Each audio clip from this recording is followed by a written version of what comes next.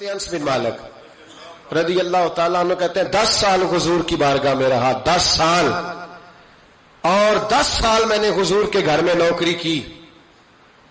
کہتے ہیں نبی پاک نے کبھی مجھے اف تک نہیں کہا. ہمارا اپنا بچہ جو ہوتا ہے نا بیٹا، اور 10 دنوں میں شاید سینکڑوں دفعہ سن لے یہ کیا کیا ہے وہ کیا. کہتے 10 سال حضور نے مجھے، کہتے میں نے ایک دن بڑا نقصان کر دیا، کوئی بڑی چیز مجھ سے ٹوٹ گئی، بڑا نقصان ہو گیا. تو فرماتے ہیں کہ نبی پاک صلی اللہ علیہ وسلم کی ایک زوجہ محترمہ مجھ پر جلال کرنے لگی، اور ان کا جلال بالکل بجا تھا، ان کا غصہ بالکل ٹھیک تھا، اس لیے کہ میں نے واقعی بڑا نقصان کیا تھا. کہتے ہیں وہ جب جلال کرنے لگی نا تو محبوب تشریف لائے. کیا ہوا؟ کہا یا رسول اللہ یہ دیکھیں اس نے کتنی بڑی چیز توڑ دی. تو کہتے ہیں اب میرا خیال تھا کہ یہاں سے بھی مجھے ڈانٹ پڑنی ہے اور پڑنی چاہیے بھی، اس لیے کہ میں نے آج بڑا نقصان کیا ہے. لیکن کہتے محبوب میرے قریب آئے اور میرے کندھے پہ ہاتھ رکھا. زوجہ جلال میں تھی تو محبوب نے کیا خوبصورت جملہ کہا، ساری سوچ ہی بدلتی.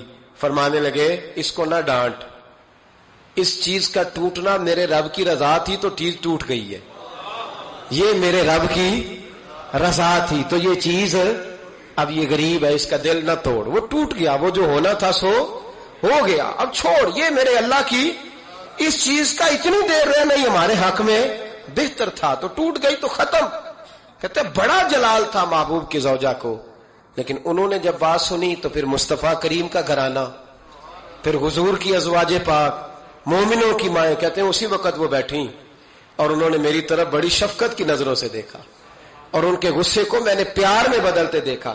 بھائی یاد رکھو اللہ کی رضا. پھر اس وقت 2-4 لاکھ کے لیے لوگوں کو ہارٹ اٹیک نہیں ہوتا، پھر 20-25 ہزار کے لیے بلڈ پریشر اپ ڈاؤن نہیں ہوتا جب بندہ اللہ کی رضا پہ راضی رہنے لگتا. پھر چھوٹی چھوٹی باتیں اس کے لیے سہانے روح نہیں بنتی، پھر ذرا ذرا سی بات اسے تکلیف نہیں دیتی. جب وہ اللہ تعالی کی رضا پر راضی ہونے کا عادی ہو جاتا ہے تو پھر یہ چیزیں اس کے لیے باعث آزمائش.